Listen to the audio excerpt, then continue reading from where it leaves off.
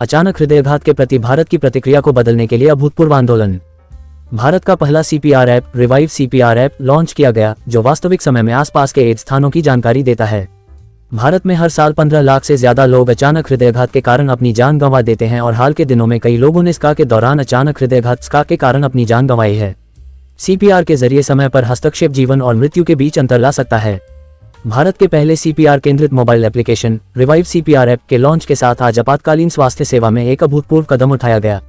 ये कार्यक्रम प्रतिष्ठित जियो कन्वेंशन सेंटर, बांद्रा ई मुंबई में हुआ। रिवाइव सीपीआर ऐप क्यों मायने रखता है? ऐसी दुनिया में जहां 145 करोड़ भारतीयों के लिए शारीरिक प्रशिक्षण एक कठिन काम है, रिवाइव सीपीआर ऐप आपके हाथ की हथेली पर जीवन रक्षक कौशल लाता है। ये सभी के लिए डिजाइन किया गया है, सुलभ, सहज और गुड सैमरिटन कानून के साथ संरेखित, जो किसी की जान बचाने के लिए कदम उठाने पर आपकी रक्षा करता है। रिवाइव सीपीआर ऐप मुख्य विशेषताएं। रिवाइव सीपीआर ऐप सीपीआर करने और एईडी ऑटोमेटेड एक्सटर्नल डिफिब्रिलेटर का उपयोग करने के लिए चरण दर चरण ऑडियो विजुअल मार्गदर्शन प्रदान करता है। It's possible that when you push the chest 2 inches deep 100 times a minute, there is a likelihood of rib fracture occurring, but one should not worry at all. Even if there is a sound of rib fracture occurring, one should not worry. One should continue CPR because life is more important. At the most, if rib fracture occurs, it will heal later on. So one should never worry about rib fractures. And since you have launched this life-saving AED machine, so what is the cost and how do one procure it? I think there are basically 2 companies which have these AEDs, which are very, very simple to use. One is from the Philips and the other is from the Schiller. And both are available. The approximate cost of each of these is approximately about 90,000 rupees. So these are available. There is some short supply as far as the Philips machines are concerned, but otherwise Schiller is also available there. If I can add to that, the AED machine battery lasts for 5 to 8 years and is capable of giving about 100 to 150 shocks. So it is a very small investment. There are other companies also which are coming in, which are there, and we will see, for example, a small country like Korea, there are 4 AED company making machines. So I'm sure with Make in India we will soon have other companies also, and important thing is that it's a very minuscule cost compared to life saved. So once the just adding to this, many people ask us in the workshop कि AED लिया use नहीं हुआ, so we tell them it's a good thing कि नहीं use हुआ, so that is why it's a good investment कि ना use हो तो अच्छा है, पर use करना आना चाहिए. So it can last for 8 years without 5 to 8 years. So any calibration needs to be done to the AED machine once it's installed? Actually, there is most AED machines have a light that blinks. So if the light is blinking, battery is okay. How this CPR app is useful? Right. CPR app is useful. The CPR app is very useful because otherwise you would not know exactly what to do. The important thing, as Kinjal mentioned also, was that immediately it would connect you with an ambulance service. So that is the first thing that is going to be important. Then the other thing is that it gives you a step-by-step detailed method in which you would do it. For example, you may not remember everything that was said over here today, but once you put on the app, it would tell you how to place the patient, how you have to be down on the floor if the patient's on the floor. It would tell you how many beats. It would possibly also tell you that this is the way, that this is the sequencing. For example, you only have to check 2 things. You don't have to check the pulse, as may have been mentioned, but you have to check only the fact that the patient is not responsive, and the second is the breathing. So it's very simple to check this in maybe 30 seconds or less, and therefore it will give you step by step the applications that go through all this. And that also, the very important other fact is that it will give you the location of the AED machine, and it will also possibly tell you where the volunteers are close by. So therefore 2 more additional pieces of information besides other things would be there. But I think Kinjal may have more to add. Plus, I think regional languages also. Next, the app is going to be updated, and in other regional languages also it is going to be. Thank you. नहीं, तो आपने mobile on किया, side में रखा, वो बोल रहे हैं और आप वो देख के कर रहे हैं. So it's a very normally some countries have come to the extent कि वो टेलीफोन ऑपरेटर तुमको बोलता है और तुम ये करो वो करो, इधर तो तुम्हारे सामने विद images, तो बड़ा इजी पड़ जाता है. Also, the app, the reach is tremendous. You know, so many people, everybody carries a mobile phone, and once you download it, it is universal. You cannot target everyone in these group meetings, which becomes very difficult. But when you have the app, you can download and do the things very easily and go in a stepwise manner as has been discussed. जैसा कुछ technically certified किया गया है या किसी technician या किसी agency authority से, ये किस तरह से अप्रोच किया गया है? Revive Heart Foundation, technical. किसको टेक्निकली इसको कैसे मतलब लैब परीक्षण किया गया जैसे किसी मेडिसिन जिसको ट्रेनिंग दिया वैसे आप इसके बात करते हैं? नहीं तो मशीन ये देयर इज समथिंग आप AED मशीन के बारे में बात कर रहे हैं? ऐप की बात कर रहे हैं. ये ऐप के एवरी स्टेप जो मेडिकल स्टेप है, the group of senior doctors cardiologist में मैं भी हूँ, we are verified, the Revive Heart Foundation has verified that the medical, because ये भी सही बात है, आप नेट पे कई चीज देखते हैं, कई चीज लोग कुछ भी डाल सकते हैं नेट पे, but this facts have been verified and जो भी इस पे डाला गया है, जिस तरह से CPR देना है, जिस तरह से आपको AED मशीन यूज करना है, ये बड़े स्टैंडर्ड है, ये एकदम स्टैंडर्ड. अगर आप कोई भी हार्ट एसोसिएशन में जाएंगे कोई कंट्री के, जैसे यूरोपियन हार्ट एसोसिएशन या अमेरिकन हार्ट एसोसिएशन या इवन इंडियन हार्ट के जो एसोसिएशंस है, कार्डियोलॉजी सोसाइटी इंडिया एटसेट्रा, जिसका मैं भी मेंबर हूँ, डॉक्टर ब्रायन भी, हम सब मेंबर हैं, ये उनके भी गाइडलाइंस में या टेक्स्ट बुक खोलेंगे स्टैंडर्ड, वो भी गाइडलाइंस में यही देखा गया है. जैसे आपने बताया कि इंडिया के अंदर 15 लाख लोगों की कार्डियक अरेस्ट से मौत होती है. ट्रेनिंग की बात कर रहे थे कि स्कूल्स के अंदर भी जो 10th के बच्चे हैं उनको ट्रेनिंग वगैरह देनी चाहिए. इसके लिए आप लोगों ने कैसा कॉन्सेप्ट रखा है कि उसको किस तरीके से लोगों तक पहुंचाएं? तो ये आपने बहुत अच्छा मुद्दा उठाया, क्योंकि कई देशों में जैसे डॉक्टर मंजू बताएंगे, ऑस्ट्रेलिया में फॉर एग्जांपल कंपलसरी है कि आप स्कूल पास करोगे तो आप CPR जानना चाहिए. यूएसए में 52 स्टेट्स में से ऑलमोस्ट 25 स्टेट्स में ये कंपलसरी है. स्कैंडिनेवियन कंट्रीज में कंपलसरी, तो कई कंट्रीज में ये कंपलसरी है. हम 3-4 साल से through the education ministry central and states we have been trying to approach, and it is good कि इंडिया में भी कोई सिलेबस में, CBSE के सिलेबस में, इवन स्टेट कोई सिलेबसेस में ऑलरेडी CPR पे आ गए हैं स्मॉल सब चैप्टर्स. लेकिन कोशिश हमारी ये है कि उसको आप मार्क्स दें. फाइनल एग्जाम 10th की या 12th की एग्जाम में एक 5 मार्क का क्वेश्चन हो, तो अगर ये हो जाएगा तो फिर नेचुरली स्टूडेंट्स खुद और स्कूल्स खुद सिखाएंगे. और इसमें कोई कॉस्ट नहीं है, ये कोई कॉस्ट, इसमें सिर्फ एक विजन, जो ये पॉलिसीज बनाते हैं उनमें विजन हो, दृष्टि हो, तो ये किया जा सकता है. इसलिए होपफुली 10 साल पहले और आज ऑलरेडी काफी इंप्रूवमेंट हो गई है. हमने लास्ट ईयर, जैसे ये ईयर हमने टारगेट किया था, ये ईयर के कैंपेन में स्कूल्स एंड एजुकेशनल इंस्टीट्यूट्स, तो लेकिन ये बहुत लोग करेंगे तो धीरे धीरे ये मोमेंटम बिल्डअप होगा और सून कई 2-4 सालों में आई एम कॉन्फिडेंट कि इंडिया में भी ये कंपलसरी हो जाएगा कि स्कूल पास करने के पहले नहीं सिखाए जाए, बट एग्जाम में एक 5 to 10 मार्क का क्वेश्चन भी हो CPR और AED पे.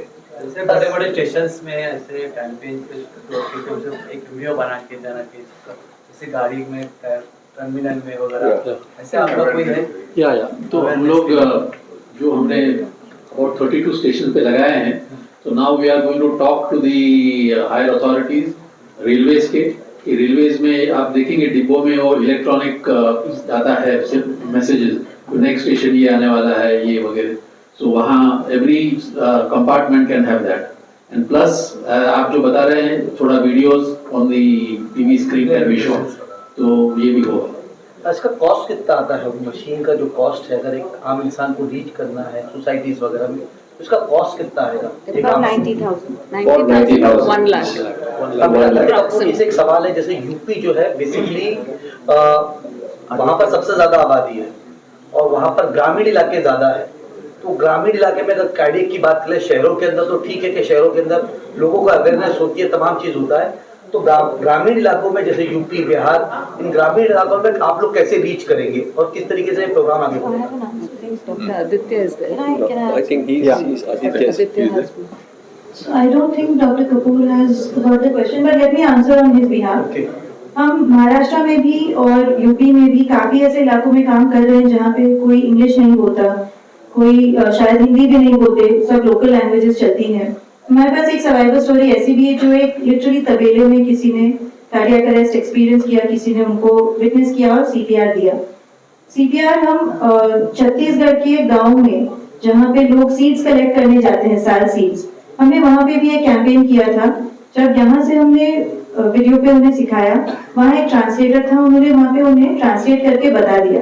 3 या 4 स्टेप्स हैं, वो हिंदी में सिखाए जाए लोकल लैंग्वेज में, लोग समझ गए। तो वी वर वेरी हैप्पी कि हमारी जो ये इन्फॉर्मेशन है ये पर्कुलेट हो रही है, इसमें कोई लैंग्वेज की बाधा नहीं आ रही है।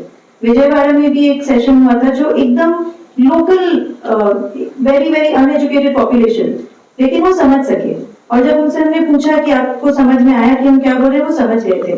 सो वी आर होपिंग कि और जैसे जैसे रीजनल लैंग्वेजेस आएंगी ऐप में तो काफी और लोग भी इसे एक्सेस कर पाएंगे। आपने वॉलंटियर्स की बात किया था, वॉलंटियर्स जो है ऐप के अंदर रहेंगे, वॉलंटियर्स किस तरीके से बनेंगे और उनको किस तरीके से हेल्प और ट्रेनिंग दी जाएगी? हार्ट मार्शल हम लोग ने ये चालू किया है, यहाँ पे हम एक ट्रेनिंग कोर्स जो सुमैया बात की यहाँ पे बता दिए कि यहाँ पे हार्ट मार्शल्स के हमने चालू किया, ट्रेनिंग प्रोग्राम चालू किया। लेकिन मुझे ये लगता है कि ये जो ऐप है, ये ऐप के थ्रू हम ऑल इंडिया रीच कर सकते हैं, क्योंकि ये ऐप जब जाएंगे, गाँव में जाएंगे, शहरों में जाएंगे, कहाँ पे भी जाएंगे, तो वो ऐप से पता चल जाएगा कि ये कैसा करना है। और किसी को सर्टिफिकेशन शायद हम लोग को ज़्यादा रीच करने के लिए ऐप के थ्रू और भी रीच हो जाएगा। लेकिन हमारा हार्ट मार्शल का प्रोग्राम तो चालू है, और डॉक्टर्स लाइक अक्षय मेहता, अजीत देसाई, बाकी के लोग भी हैं, हमारे कंटिन्यूसली ट्रेनिंग प्रोग्राम चलते हैं। तो हार्ट मार्शल्स है हमारे पास में, उन्होंने हमारे ऐप पे अभी ऑलरेडी है, उनके साथ में वो हार्ट मार्शल्स को एक सर्टिफिकेशन कोर्स मिलते हैं, वो कोर्स के साथ या तो जो स्कूल, जो कॉलेजेस और जो इंटरेस्टेड है, हम यंगर जनरेशन को टारगेट करते हैं, उनको बुलाते हैं, 3 घंटे का सेपरेट सेशन लेके उसके 2 सेशन लेते हैं और उसके बाद एक एग्जाम लेते हैं, और जो क्लियर करते हैं तो उनको हम हार्ट मार्शल का सर्टिफिकेट देते हैं। वो हम यहाँ बॉम्बे में, मुंबई में कर रहे हैं। दूसरे ऑर्गेनाइजेशन देश में दूसरे, तो ये जैसे चेयरमैन माओ ने कहा था, लेट 1000 फ्लावर्स ब्लूम, तो ये जब तब सक्सेस होएगा जब देश में दूसरे लोग भी कर रहे हैं। फॉर एग्जाम्पल डॉक्टर हयगिरी राव ने बताया वो विजयवाड़ा में कर रहे हैं, कोई हिसार में कर रहा है, कोई दिल्ली में कर रहा है, तो अपनी अपनी तरह से वो ट्रेनिंग लेके लोकल बॉडी से सर्टिफिकेशन देते हैं। तो जो नॉन मेडिकल पर्सन है, चाहे स्टूडेंट हो, चाहे ऑफिस में काम करता हो, चाहे हाउसवाइफ हो, कुछ भी हो, वो एक्स्ट्रा ट्रेनिंग लेके वॉलंटियर बन सकते हैं। एज वेल एज ये ऐप में भी एक फैसिलिटी है कि आप वॉलंटियर रजिस्टर कर सकते हो। अगर आपको आता है, आप सर्टिफाइड ट्रेनर हो, तो आप रजिस्टर कर सकते हो कि मैं वॉलंटियर हूँ। So then there is somebody nearby जिसको है, they can contact you as a volunteer कि प्लीज कम एंड हेल्प। जैसे AED लोकेशन है वैसे वॉलंटियर लोकेशन भी होएगा। That is the next step with the app. Does this app give access to hospitals and ambulances? 108 central, only the central number, because it is. And will the app be absolutely free? Yes, absolutely free. And as well as to address जो आप, as well as to address जो आप बोल रहे थे कि कैसे हम पहुंचेंगे different ग्रामीण, मोबाइल फोन्स तो सब जगह हैं अभी। Mobile phones have percolated everywhere. So wherever there is a mobile, the app will be available and training will be available. My last question, can one apply the AED in case there is no volunteer directly? Yes, of course. The AED is supposed to be foolproof. It is for non-medical, non-medically trained, non-paramedical, what we call lay public, यानी आम जनता के लिए इस्तेमाल करने के लिए, definitely. And you cannot harm with an AED. AED से कोई harm नहीं कर सकते, because AED will give you a prompt कि shock now. It will not, अगर person is breathing or the heart is working well, the AED will not give you the prompt कि give a shock. Great. मराठीतून विचारतो हो. थोडंसं. अलीकडे कोरोनानंतर आपणच सांगितलं की याच्या सगळ्या शक्यता खूप वाढलेल्या आहेत आणि तरुणांमध्ये सुद्धा हा सगळा प्रकार अधिकाधिक वाढतो. या निमित्तानं शिक्षणात याचा सहभाग व्हावा किंवा वेगवेगळ्या अभ्यासक्रमामध्ये याचा सहभाग व्हावा यासाठी आपल्याकडून काही असा प्रस्ताव किंवा अशा स्वरूपाचा काही प्रयत्न असं काही सुरू आहे? आता डॉक्टर यश लोखंडवालांनी सांगितलं की आम्ही ही आपली एज्युकेशन इंडस्ट्री मिनिस्ट्री जी आहे त्यांना आम्ही अप्रोच करतो आहे की हे शाळेमध्ये पर्टिक्युलरली 9वी आणि 10वी ही जी कक्षाची मुलं आहेत त्यांना हा एक टॉपिक ठेवावा की CPR बद्दल. बऱ्याचशा कंट्रीजमध्ये त्याने सांगितलं की USA मध्ये स्कॅन्डिनेव्हियन कंट्रीजमध्ये हे त्यांच्या कोर्समध्येच आहे, टीचिंग कोर्स म्हणजे स्कूलमध्ये ते आम्ही अप्रोच करतोय. आणि बऱ्याच ठिकाणी आता 10वीच्या मुलांना सुद्धा हे शिकवलं जात आहे, पण ते कोर्समध्ये त्यांच्या टेक्स्टबुक मध्ये दिलं तर मग ते मॅन्डेटरी होणार सगळ्यांना समजायला की बाबा हे CPR शिकणं फार इम्पॉर्टंट आहे. Sir, are you targeting a lot of organizations in Mumbai because people in Mumbai metro cities lot of having stress and also due to heart attack? Oh yes. So the contribution to this app, Yes. only Revive is there. No, apart from app has come now, but in last 7 years, we have trained many government bodies and many private corporate organizations also, all free of cost. Schools, colleges. See, there are other bodies, there are the Anesthesia Association which does, there are other bodies also do, and the idea is let there be many more too, so that we can reach. But on our part, we have been doing all this. There are some who train for a fee also, but the Revive Art Foundation has been doing totally free work for last. Are you including this into CSR with corporate? Yeah, so just to answer that question, basically I think we get some money from CSR companies, but we are only using it for this purpose. We're not charging. If some company calls us, we're not charging the company per se, but if they give us some funding through CSR, we accept that. We do not label it that you have to pay to get the training. But then once you do it, many of the corporates also kind of give some funds. That's how it's running. That's what So you it is want to only sustained on CSR and volunteer support. Yes, donation. So, which companies are involved in reviving? Totally voluntary service by all the doctors. Thank you. We wish you success in your endeavor. Thank you.